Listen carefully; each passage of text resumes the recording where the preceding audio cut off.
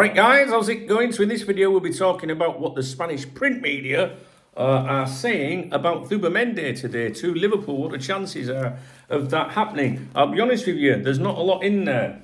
But there are a few snippets that I need to bring to your attention. I do have the added bonus of being here in Spain, being able to get these papers, being able to see certain football magazine programs on television, and speaking to my Spanish friends that are all football crazy. And I'll tell you, over the years, I've asked them before over the years, which players should we keep an eye out for? Who do you think Liverpool would be looking at in Spain? And they're always spot on. They know their shit. So, taking into account the print media and what's been said here, I can tell you as follows with regards to this situation. Arne Slot spoke with Zubimendi over the weekend.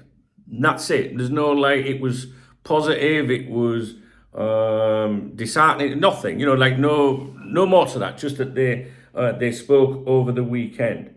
Real Sociedad, they have a pre-season training today. I think it's the first time the manager there has had all of his players available for that. I'm not sure about that. It sounds a bit short notice because they have their first game on Sunday, I believe, in La Liga. And basically what they're saying is that Real Sociedad expects a decision within hours of reporting for pre-season training this morning. At the time of recording, it's around 11 a.m. In Spain, 10 a.m. in the UK. So, I don't know if we'll see something straight away like this afternoon or something. No one's going to go on the internet and tell those ITKs. Do you know what I mean? So, I'm talking about them Twitter twats, you know that, don't you? You know what I mean? So, just be careful if they start making some premature claims. Liverpool, the feeling here, despite what you might be reading online or whatever about the structure of the deal, is the media they've been consistent with this from the office. They're saying Liverpool are willing to pay the full buyout clause. A buyout clause is different to a release clause, right? So that's how you spot the people that know what they're talking about when they're making videos, recording podcasts, or posting on Twitter. It's a buyout clause, not a release clause. You might go same thing, but technically it isn't. Anyway, so Liverpool are willing to meet the buyout clause. A buyout clause, it must be paid in full, and the player buys himself out. It's not a release clause that you activate and pay to a club. Does that make sense? Anyway, so they're still going by, the media here is still going by Liverpool are willing to pay the full amount. They're not trying to negotiate it. I'm not sure what to believe with that, to be honest. To be honest with you, I would be speculating, so I'll just leave you to form your own opinions as to what you think might be going on there. Everyone thinks that's the delay. There still has to be a structure of a deal as well, right? Because if Liverpool are dealing with a buyout clause, which they are, you don't just hand over that money to to a player or his representatives and go, make sure you pass that on, won't you? Do you know what I mean? There's got to be safeguards in there. There's got to be contracts drawn. Who's transferring the money? Have you ever transferred money between countries before? Do you know what I mean? Even just an odd, small amounts of money, you can lose big chunks of this money in bank fees and processing fees and things like that. Don't get me wrong, the club knows what they're doing. On the VIP members website, we have someone that literally, well, I can't say. If you're a VIP member, you know who I'm talking about. We have someone that's involved with the finances and dealing with money at the club. So, bank accounts in euros and pounds and all that. We know all that, right? It's common sense, I would have thought. But what I'm trying to say here is, it's not just a case of going, oh yeah, there's your money, take it. No, the Liverpool Football Club will be wanting to find the most cost-effective way of doing this. And you've got to remember there's agents involved in this as well, and they're wanting slices of money. So the structure of the deal doesn't just necessarily mean how the transfer fee is paid. There's all sorts of money involved in this. Basically, the suggestion here in Spain this morning is that the next few hours are decisive. And this is something that I've gone with that opinion. I think on Thursday, Friday, I was saying I would be very surprised if this isn't wrapped up by this Wednesday, at the latest. I no one said that to me. I'm just saying, like, it sounds like everything needs to be sorted like Monday, Tuesday, or something like that. Because both teams have got their football campaigns together. And how does that manager at Real Sociedad prepare when he could be losing as many as 3 players that would be in his starting lineup at the weekend? So I think I think this will move very fast. And those of you that are long-time viewers know that whenever I go anywhere, things tend to happen. Tomorrow morning, I've got to go to the airport. So I'm going to be away from here for 2 or 3 hours. And rest assured, that's when it'll all kick off, when I'm on the fucking motorway. So I'll be taking the laptop with me in the rucksack tomorrow. Don't you worry about that. Talking about, Real Sociedad maybe losing other players. They could lose other players. I did read something today about Cubo. Obviously, Liverpool were looking at this player. And the reports here claim that Liverpool were willing to activate that 60 million euro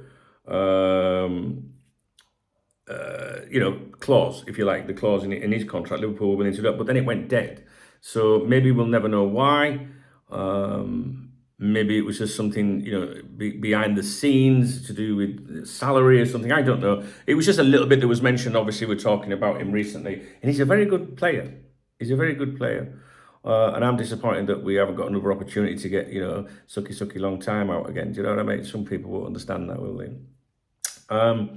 What was the other thing? Oh, what might have been a problem with Cubo. Did I say Zubo? I keep calling him Zubo this morning. I spoke to someone this morning. I called him Zubo. They went, Cubo, he said he fat foot. I went, no, you know what I mean. Anyway, Cubo. There is a suggestion. Oh, I need to find it. I need to find it for you because it could make some sense here as to why Liverpool might have left that alone. Because it's claimed, this is all in Spanish, right?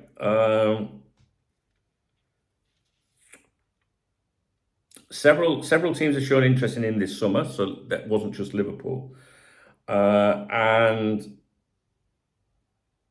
Cubo claims, right, I don't know whether he said this or his representatives, that he received a staggering offer from Saudi this summer, which would have been a 4-year contract worth 160 million.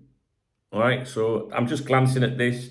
So it just makes me wonder if Liverpool went, nah, you're all right, take it, son. You know what I mean? I'll probably do a video about that separately because some people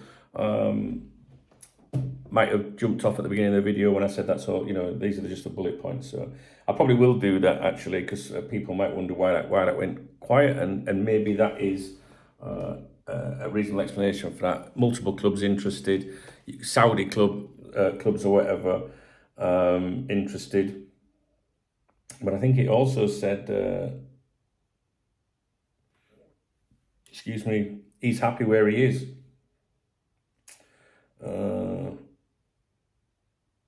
He's not bothered about being offered an improved contract or anything. He's loyal to the club, etc., etc. But yeah, I don't know. We're not really too bothered about that. I guess if you're watching this video, it's because of Zubimendi. So, other than, bits and pieces to do with yesterday's games against Spanish opposition, there isn't really anything else to tell you in the media here today.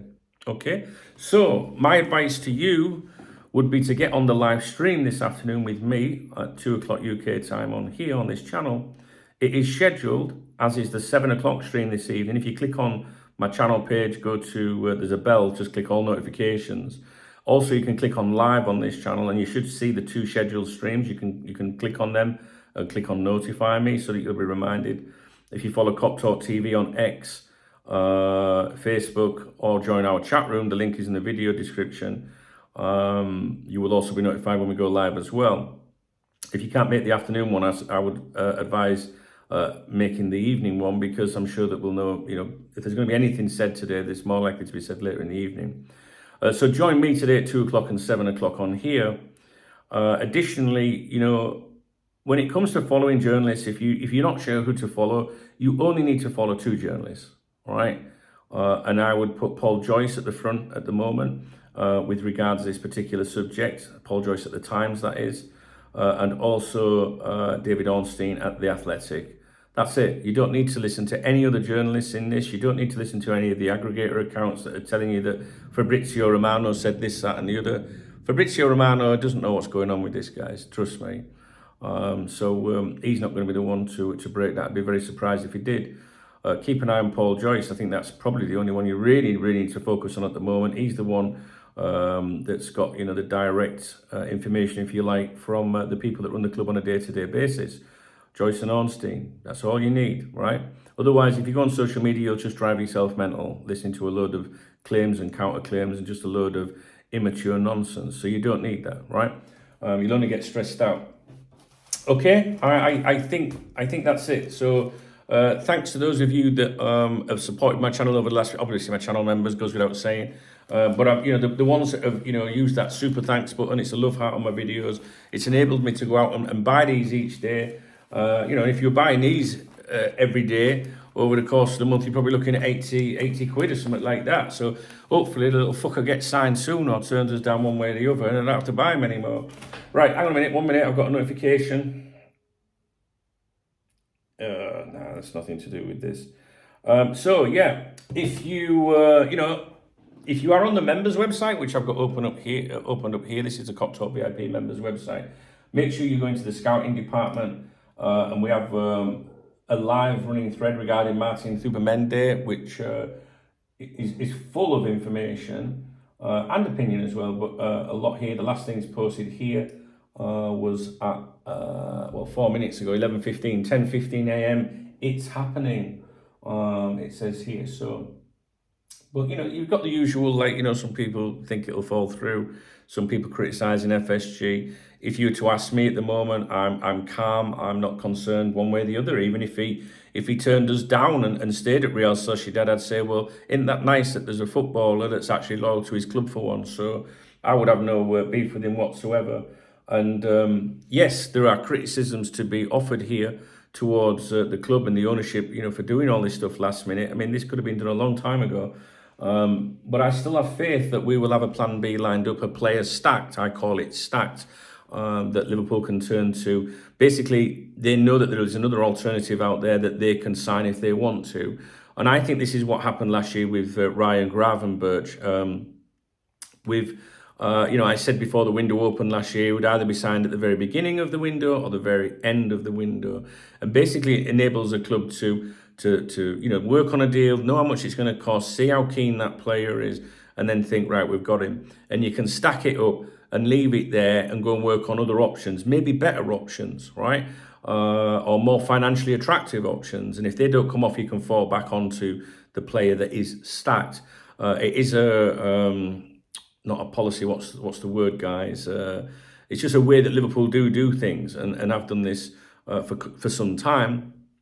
But there's a gamble involved because the player can change his mind. The club that owns might up the price, might say it's too late in the window. How can we get a replacement?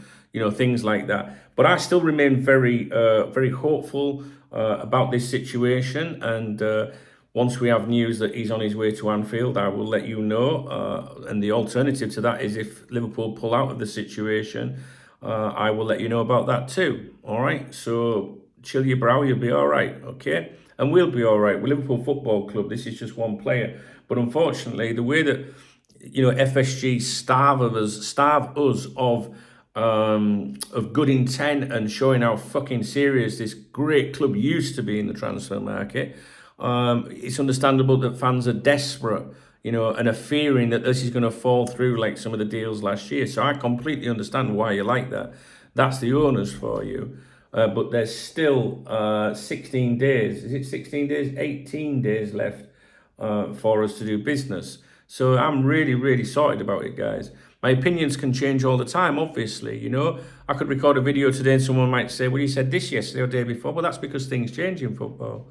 You know, right now I'm all right. I feel it'll get done. If it don't, I can have a nosebleed over it. So, what else am I going to say? Yeah, that's it. So the stream's on here at 2 and 7 today. That will be the same every weekday on here. And after this afternoon's stream won't be a very long one because it's my boy's day off in America, in New York, Smooth. Many of you know Smooth.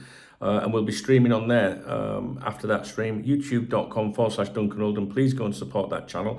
I'm going to be doing a lot more content on there. I might even call it KopTalk 2 or KopTalk Extra Time or something like that. So yeah, please do that. And we will, of course, be live on here on deadline day like we are every year. Last year, I think Spectre said we did 17 hours and 16 minutes. That was how long I was sat in this fucking chair last year. So we're going to try and beat that, I think. Whether we do or not is another thing. If you appreciate my effort, right, you know what I mean? Like, you can drop me a comment and say, cheers, Big Dunk, appreciate that, pal. You know, or you can hit the super thanks button or the thumb thingy-majiggy. What is it? Thumbs up, super thanks, buy me a beer, a coffee, or you can leave me a comment. Do you know what I mean?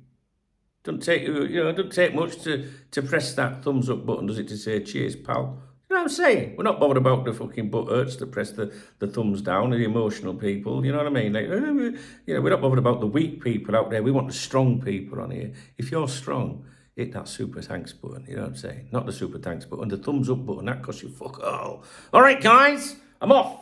So, more toilet paper, eh? All right.